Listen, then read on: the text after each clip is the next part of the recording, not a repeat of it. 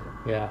And post spawn, actually, I've been learning to actually with post spawn is to slow down and catch post spawn fish, where before it was just a real struggle.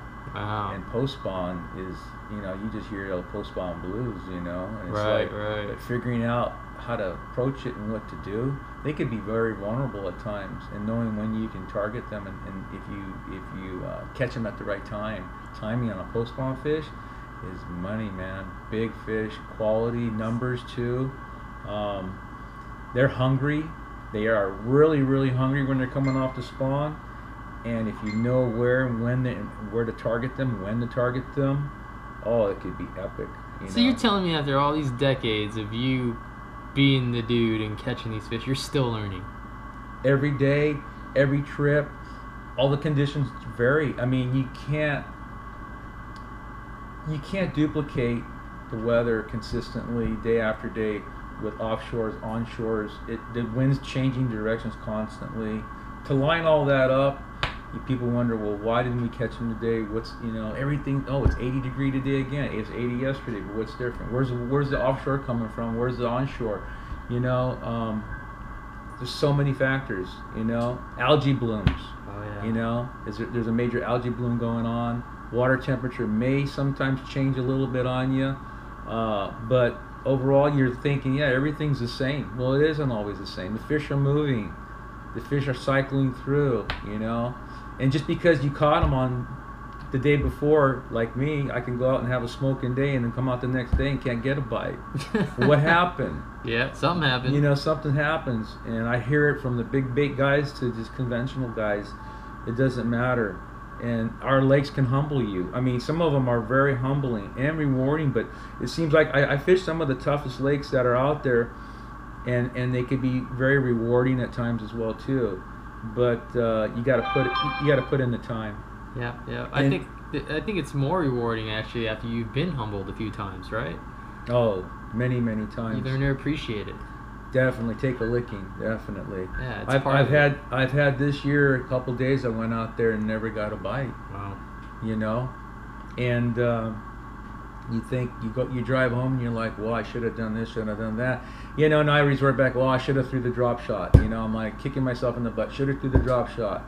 But there's days I just don't want to do that. Yeah. I just don't want to do the drop shot. And it's like, well, it costs me. Vice versa. You can be, oh, I should have drove a Carolina rig. So man, It's even in fun fishing, it comes down to your decision making. Decision makings, exactly.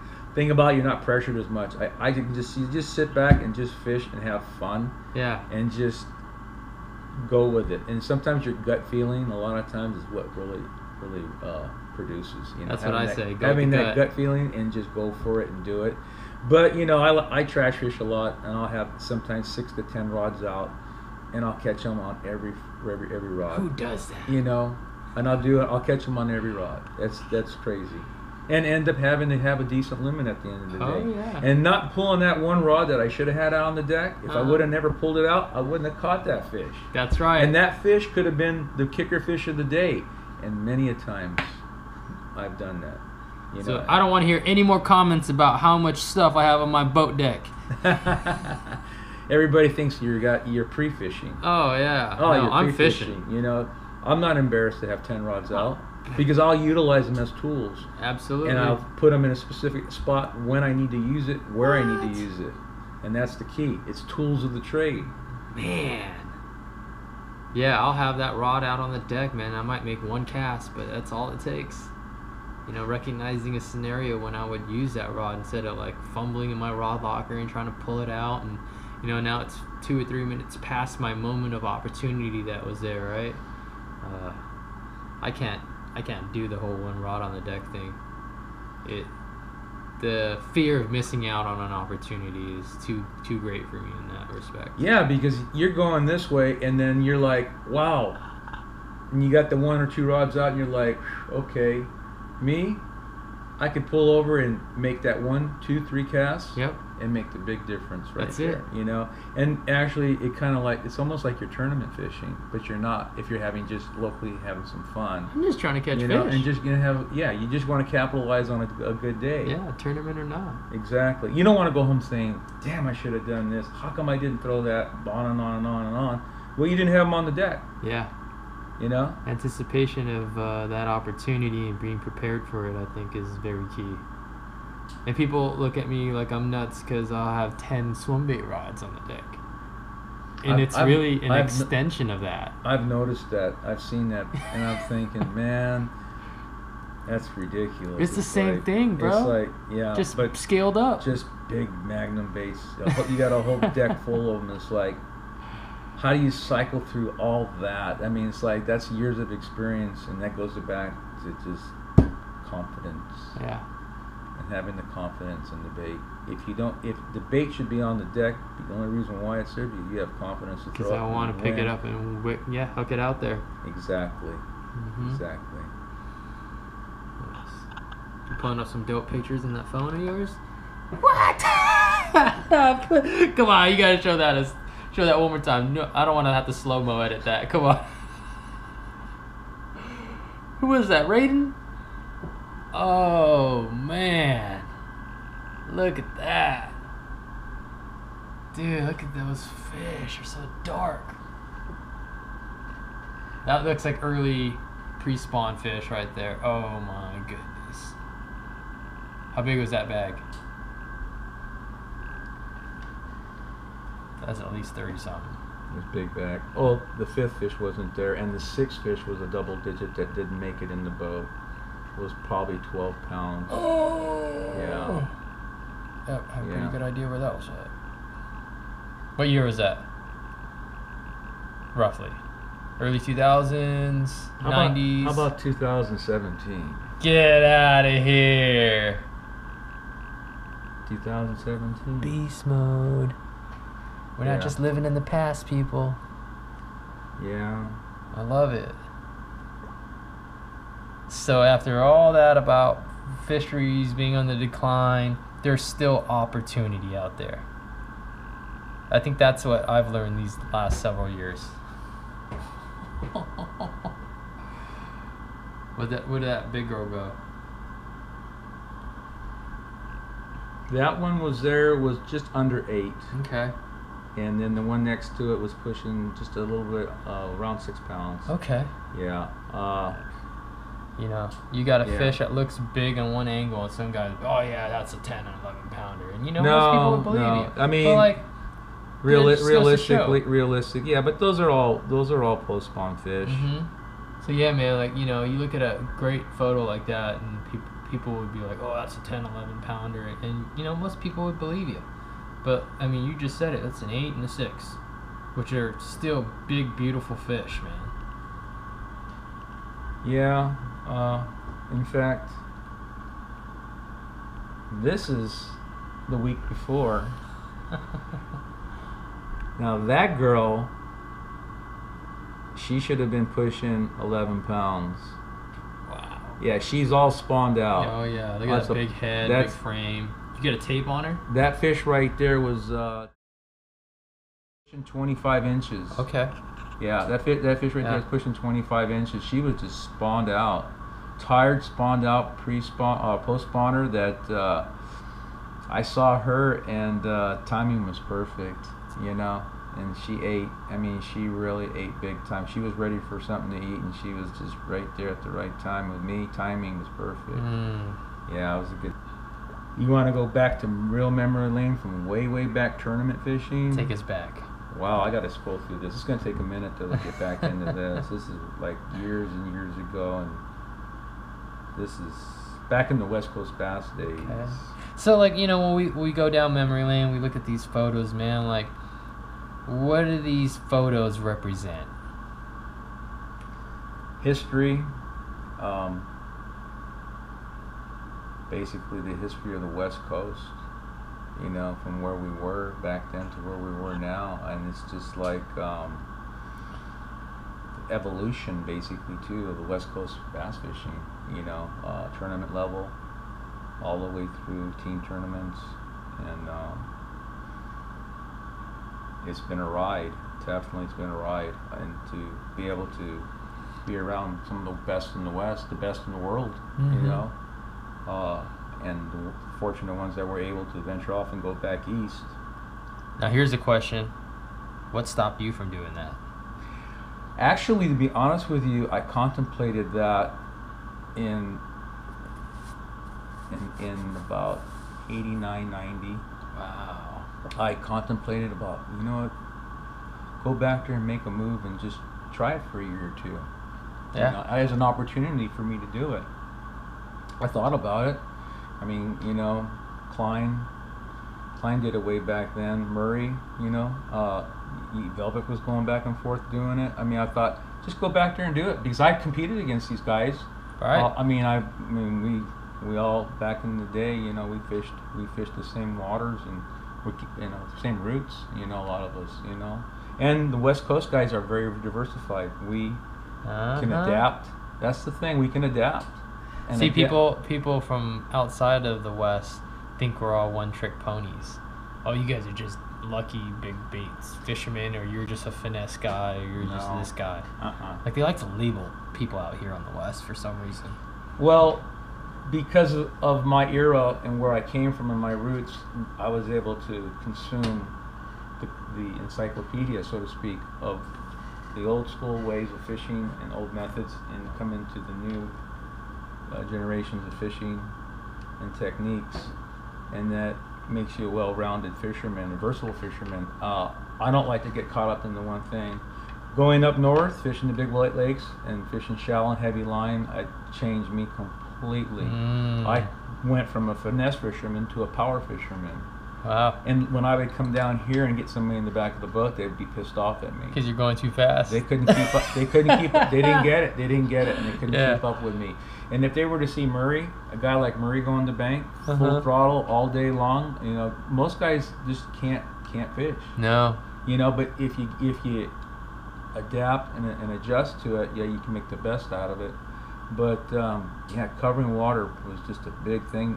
More earlier in the years, we used to do that to find productive fish, and looking for that. You're looking for 5 bites.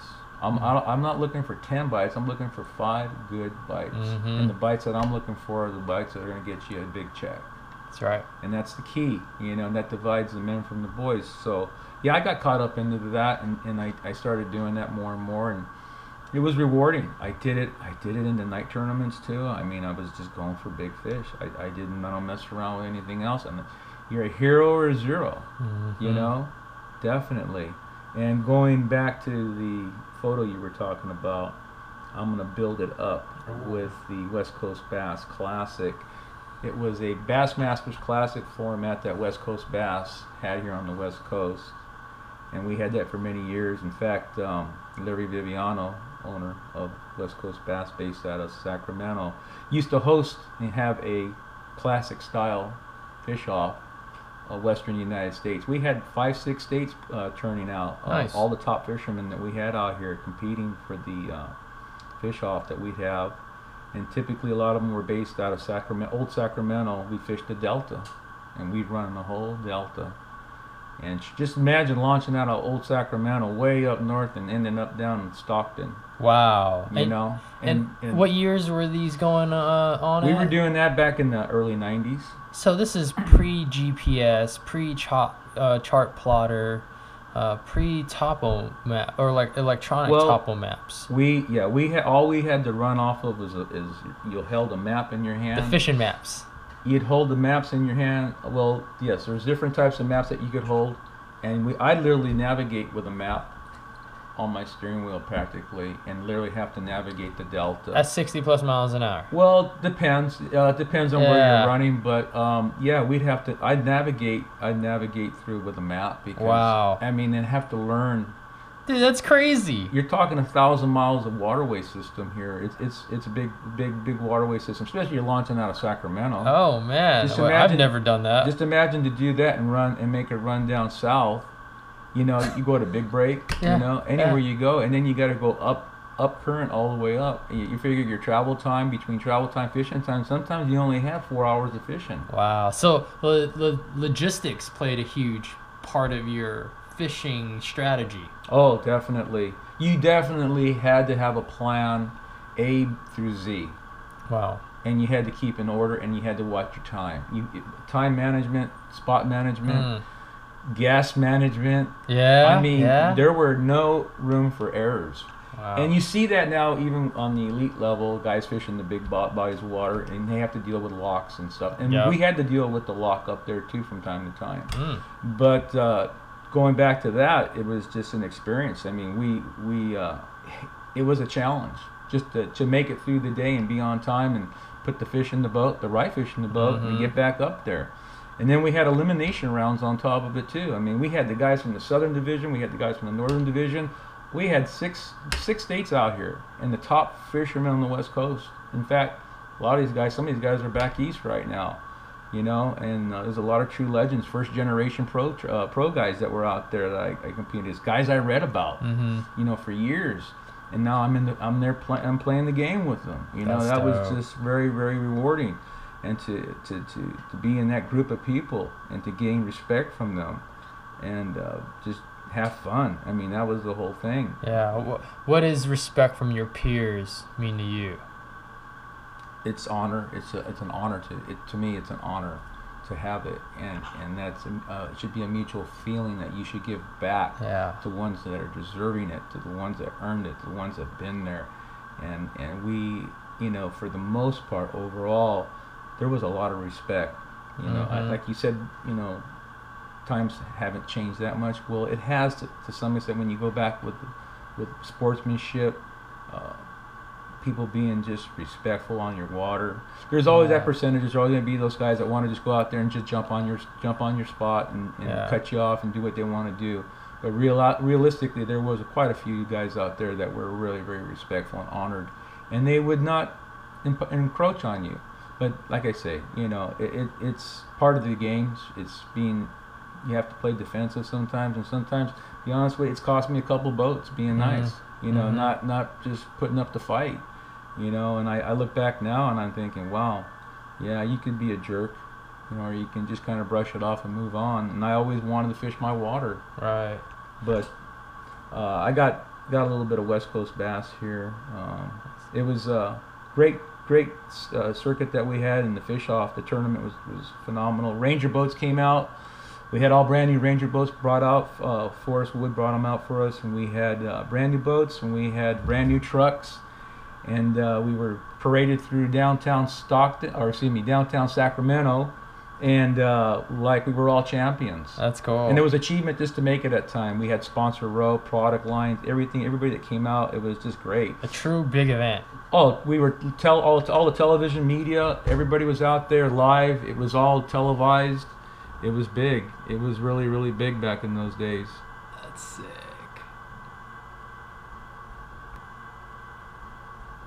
Picture, man, of the scene back then, because it is pretty drastically different now than I remember it being.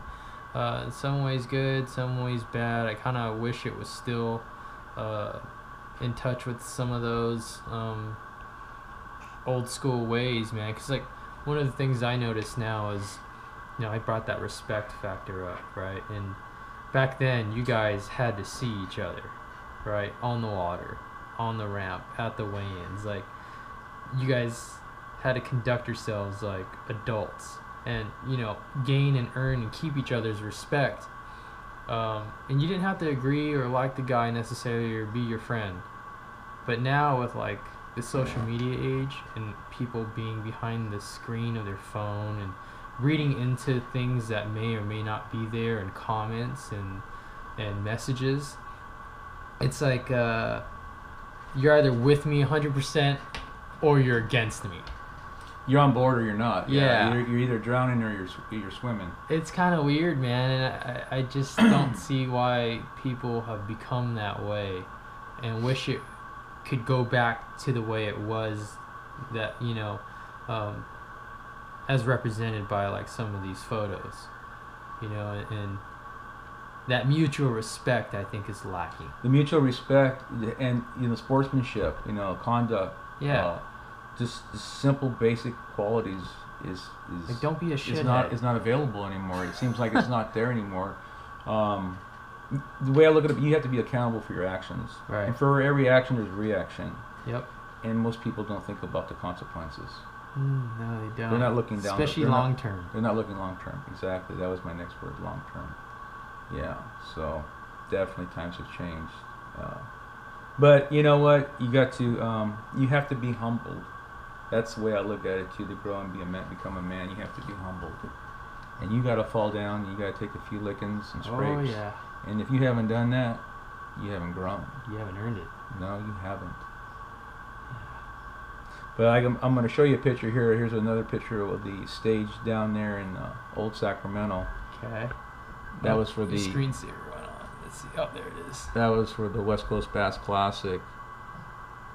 That's crazy. How big of a crowd would you guys pull on these events? Oh, there would be at least, I would say, anywhere from 600 to 800 people. Are you serious? Oh yeah, we have a. That is a big crowd. Yeah, like we don't even get that on some of the East Coast events. We have.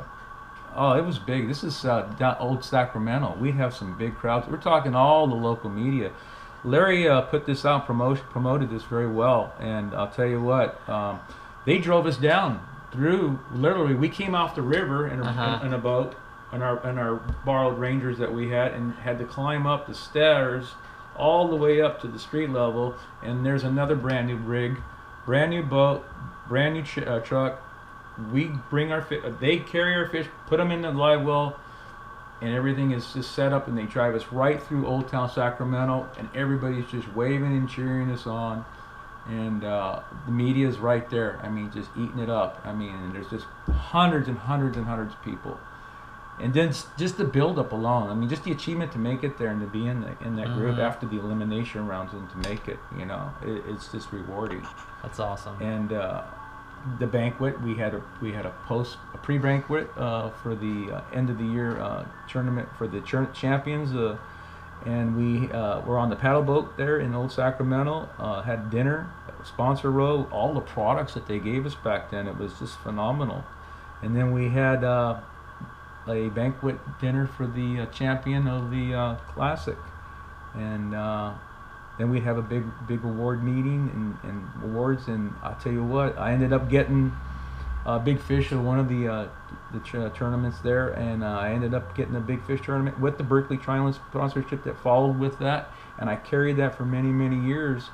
And I don't show this picture to too many people. Actually, I just pulled it up. It's an archive, but you're making me do it right now. So that was a special moment for me, though. That was what's going on the left side of that picture, bro? Well, yeah, that's what I did. Yeah, I had to do that. But yeah.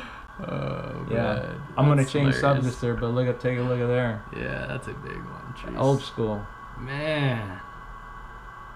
That's Cass Lake. That's second. That's the actual first pro-am they've ever held at Cass Lake. Oh, no kidding. Yeah, that was a West Coast Bass Pro-am. Do you remember how many boats fished that event, roughly? I believe there was around only 60 boats. And the sad part about it is because I know a lot of people hate me for saying it, but the fact of the matter is a lot of the guys up north and other guys out of state didn't want to come and fish a pond. Mm-hmm. They were intimidated by a little pond. Yeah. And some top fishermen didn't show up. It's still the same way now. Well, I was disappointed because it just hurt the payoff. Yeah. You know, I took a top finish there, and I didn't even get a. I mean, I say a top finish. I was way up in the points and in the race there. I believe I was like a 7th, 8th place finish on a pro tournament and didn't even get a check. Wow. Yeah. That's brutal. Definitely. I got a big fish check, but I didn't get my the regular check that you would normally pull on a field like that. So yeah, it's crazy, man. Like, it's even worse now. You know, guys will go pre-fish for a tournament, and if they're not catching fish, they won't enter. Instead of just going out there and continually, you know, testing themselves and measuring themselves against their peers. You know, I think their motivations might be a little bit off. You know, it's more about the money than the competition, and frankly, like that's kind of why I stay away from the tournament fishing. It's kind of polluted this game for me a little bit. You know, it's taken the things that make it special and like just really muddy the water for me. You know? Yeah, I totally get it, and to be honest with you, the last few tournaments that I fished, my head wasn't really into it. You know, going through a divorce and some changes in my life, but dealing with the younger generation that I got to see.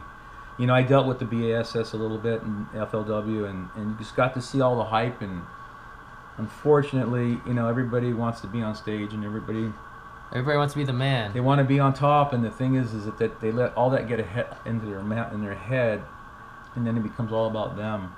Oh, dude, it's and they crazy. They don't look at the big picture, and it really sends out a bad vibe out there. And to be honest with you, there was just too much BS going on for me.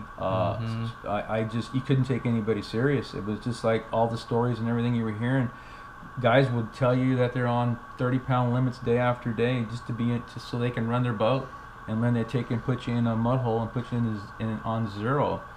And I just got too much of that. Too many games. I mean, I drug my boat all the way up to the Columbia River. You know, I went to it's a long tow. I've done it. I've done the Columbia River. I did Lake Powell. You know, I did a few of them.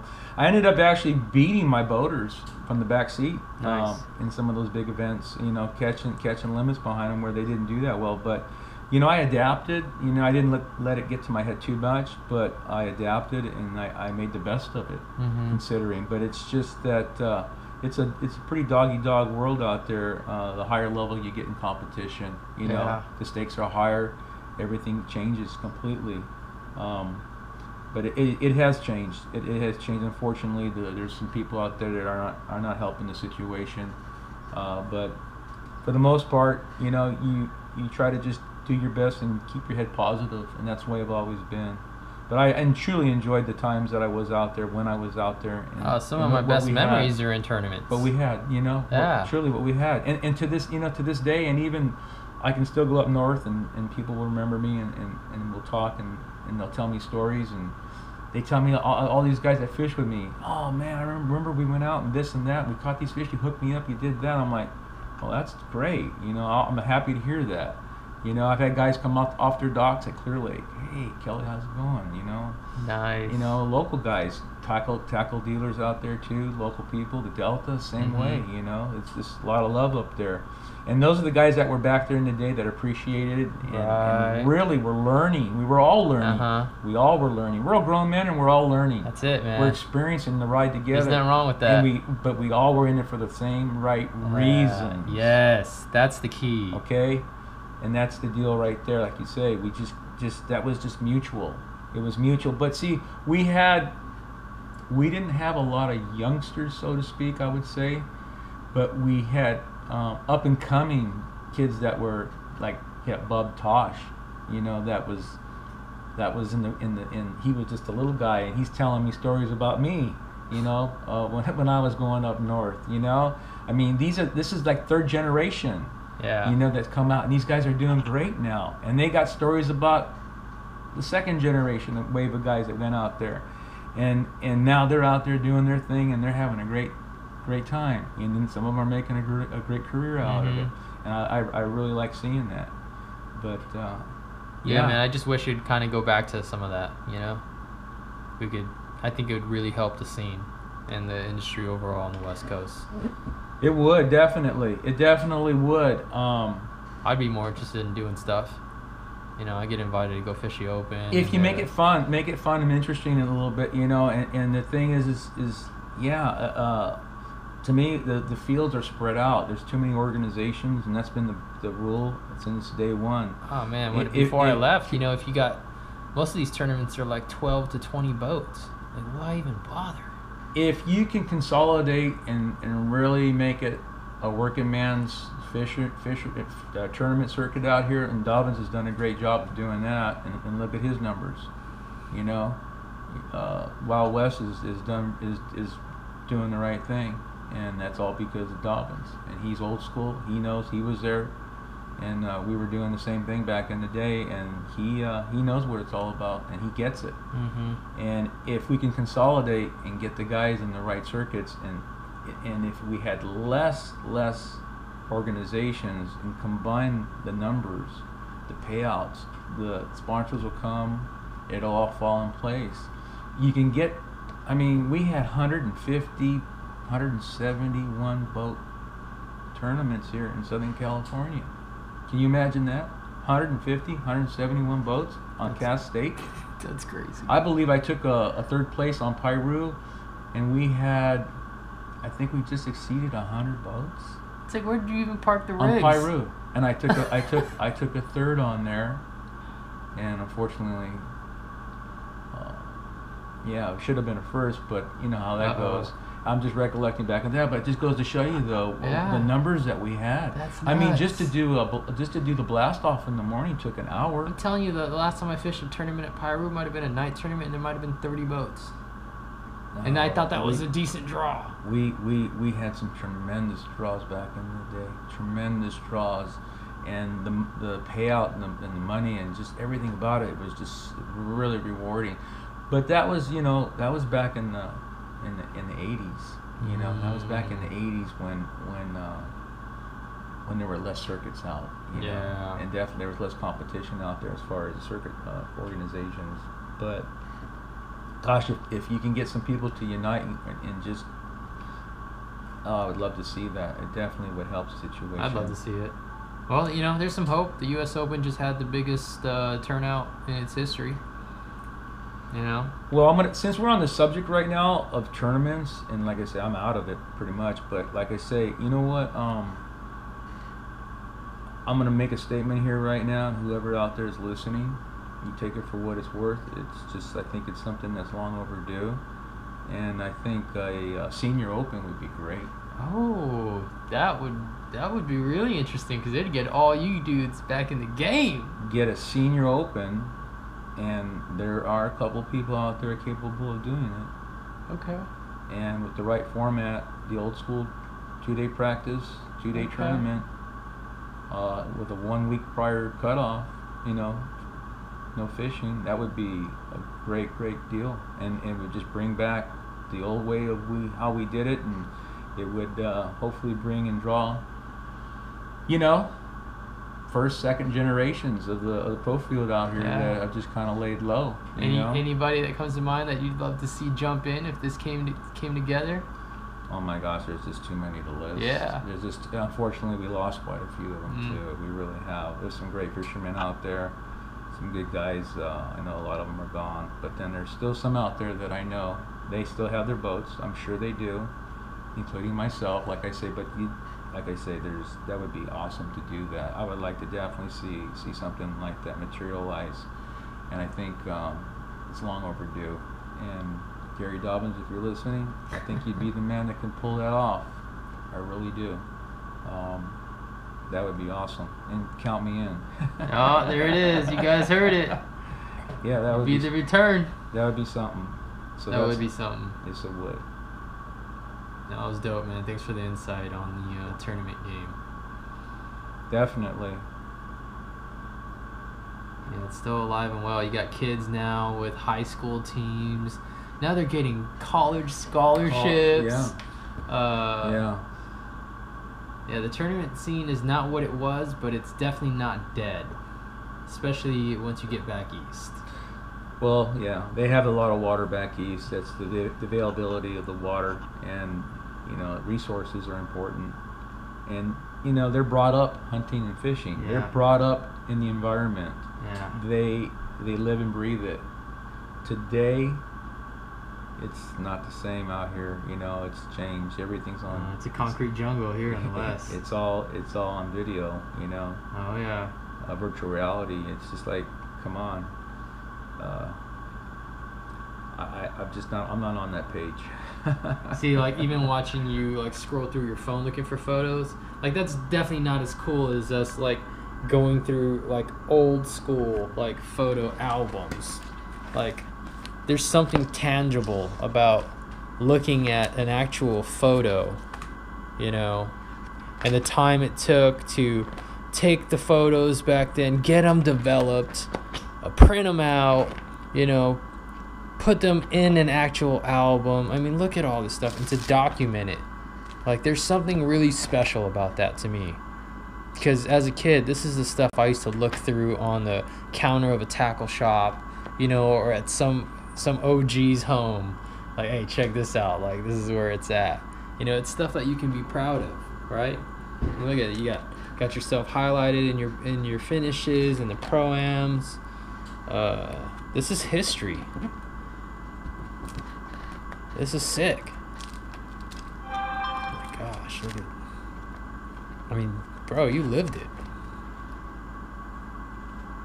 I mean, this is a lifestyle before people even knew to use the term lifestyle.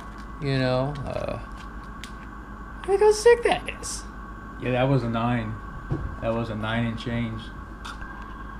Jeez. Yeah, led it by 1.5 pounds and lost it by 1.5 pounds. No. Yeah. That's dope. And that's at Clear Lake. Yeah, pro-am. Jeez. I mean, look at this stuff, man. Like, not just anybody could get, you know, in the outdoor paper, regular paper. It's not like, you know, everybody today can just throw a photo up on Instagram and we're all heroes, you know, in our own minds. And back then, dude, like, you know, you had to finish in 4th place, you know, to make the cut. You know, they're not going to show the last place guy. You know, there's no sunset pictures in these newspapers. Yeah, even Rattletrap even threw me in there on some ink right Look there. at that. They just did a little advertisement for a Rattletrap on there. Sick. Yeah, I knew nothing about that. That was related to the tournament. You know, and my point here is like, there's a special moment there. oh, look at that. Lake of Steak, 1990. Oh my goodness! I want to hear some stories about that place in the 90s. That was the first boat giveaway, though. I spoke earlier about too on another segment. That was Tournament of Champions, and that was basically the whole Western United States. Another 5-6 states came out for the Tournament of Champions. That was first boat giveaway on Lake Castaic. And everybody in the fishing world, as far as on the western states here, competed, and we went to Castaic, and that was where we had our fish off. And I'll never forget that. That was phenomenal. It was a phenomenal tournament. Again, I led that tournament, and it cost me. I didn't fall through completely on the second day and get the bites, but first day I was on them pretty good. I had 2 fish pushing 5 pounds and fishing topwater. And I'm gonna go back again to Michael. That's the deal. I'm gonna go back again to the Michael popper. You know, wow. I did that. Michael North, in fact, was spooning in Elizabeth. He's spooning in Elizabeth in probably 50, 60 feet of water, and I'm fishing 0 feet of water. Yeah. You know, you're up on the bank. So. Yeah, and it just goes to show you the versatility and shallow water, deep water bites too. My bite, of course, you know, top water, you live and die on that. Yeah. And it cost me. It definitely cost me. But I was just that one bite away. You know, would you end up letting it slip through your fingers by like how much weight are we talking about? I believe. Oh, look, it's all there, all documented. Yeah, as far as weight goes, I lost. It was like around 1.5 pounds. It was very. I think it was a pound. It was minimal. It was not much at all, and I didn't have a limit the second day, and that hurt me. Oh, you know, that hurt me. And yeah, I had a couple fish that came to the boat, but I just didn't. They weren't hooked, but I brought them in, and they just didn't commit. And I had to keep my areas to myself during there and fish. I had to fish very defensively, so nobody knew I was. Actually, nobody knew I was throwing top water. Nice. I kept it under wraps. Can't do that anymore now, but the way I fished and how I fished, I did it, and I kept it under wraps and had it to myself. So it was an interesting tournament. I have no regrets. You know, I just did what I can do. And considering the field, the guys that we had, I mean, Murray was there too. You know. And he just won a Bassmaster Elite event this year. Yeah, I have a lot of respect for Murray. In fact, going back fishing and associating being around the guys, you know, Murray was like said at a bassathon back in like 1990, early 90s. He goes, Kelly, he goes, once you're on a roll, he goes, once you're catching them, man, you don't stop. You just get in your vehicle and drive to the next tournament. And Murray did that from tournament to tournament when you're on a roll, and to keep that momentum going. And that is so true. And when you're in the zone, you can't do much wrong. You know, your instincts, your judgments, everything's clicking. The wheels are rolling, everything's moving, everything's clicking. And when you're doing that, that's great. Me, I have a home, family, I had commitments. So I'm a working guy, so I'm not in it. I'm just in and out of it, just trying to have some fun. That's it. You know, but got to see a lot of good guys out there make something of it, and I'm proud of them. You know. Awesome. Well, man, with that being said, let's get you back out there and chase a big one. Have some fun. Oh yeah. Make some new memories.